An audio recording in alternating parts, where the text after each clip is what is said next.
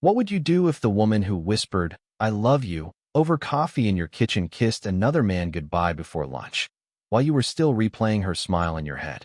I remember the exact moment it started to rot inside me.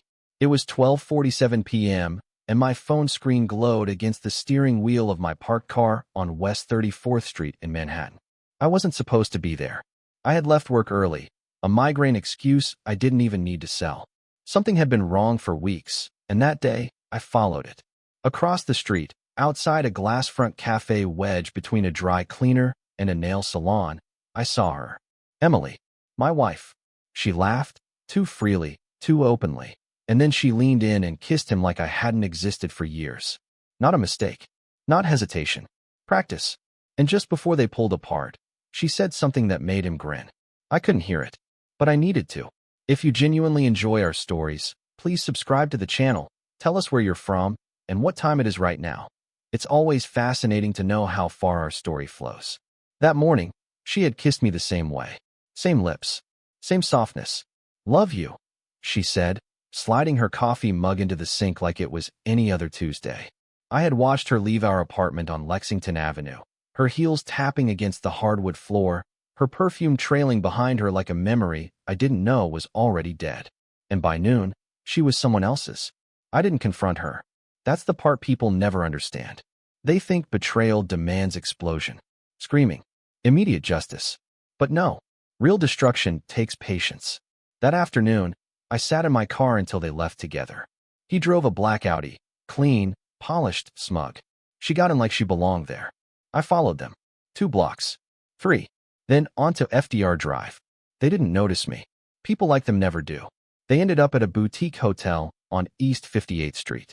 The kind with tinted glass and a discreet valet. Perfect for people who thought they were untouchable. I watched them disappear inside. That's when something inside me cracked. Not loudly. Not dramatically. Just quietly. Like ice giving way under weight. For weeks, I had noticed things. Her phone always face down. Late work meetings. A new kind of distance in her eyes, like she was already living somewhere else. But seeing it, watching her walk into that hotel with him, turned suspicion into something solid.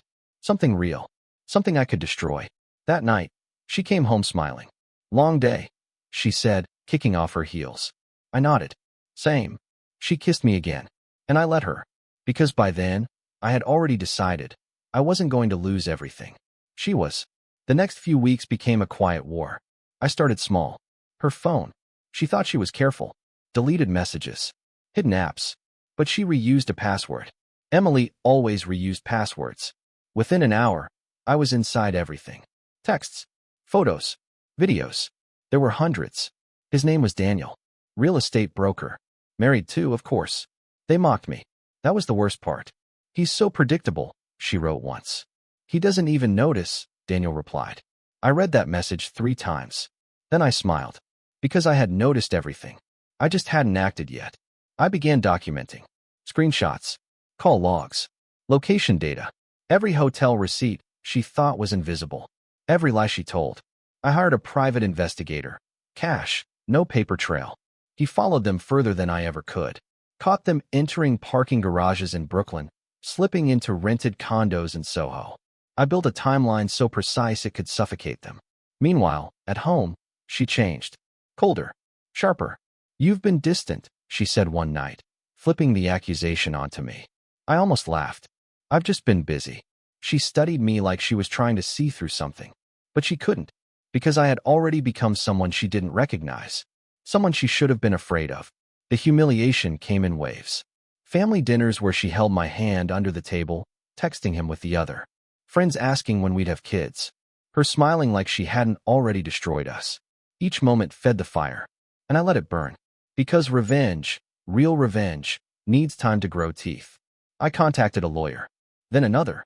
Divorce wasn't enough. I wanted consequences. Real ones. Emily worked in finance. Compliance heavy, reputation sensitive. One scandal could end her career. Daniel's firm? Same story. I waited until I had everything. Then I set the trap. First, I invited her to dinner. A nice place in Tribeca. Candlelight. Wine. She looked surprised. "Wow, this is unexpected." "I thought we needed it," I said. And for a moment, I saw something flicker in her eyes. Guilt? Regret? It didn't matter. Halfway through dinner, I slid an envelope across the table. "What's this?" she asked. "Open it." She did. Photos. Hotel timestamps. Printed messages. Her face drained of color so fast, it was almost beautiful. "Where did you?" "I know everything." Silence. The kind that crushes your lungs. Then she whispered, "We can fix this." I leaned forward. "No, you can't." The next morning, everything collapsed for her. I sent copies to her firm's compliance department. Anonymous, of course. Same with Daniel's. I also forwarded selected messages to his wife. She deserved to know. Within 48 hours, Emily was suspended. Within a week, terminated. Daniel lasted 3 days longer. Their affair, once hidden behind hotel walls, became a wildfire. Colleagues whispered. Friends stopped calling. Her parents called me instead. "What happened to her?" her mother asked, voice shaking. I kept it simple. "You should ask Emily. She tried to reach me. Dozens of calls. Voicemails. I made a mistake. It didn't mean anything. I love you." I listened to every one, then deleted them. The divorce was swift. Clean. Brutal. I had everything documented.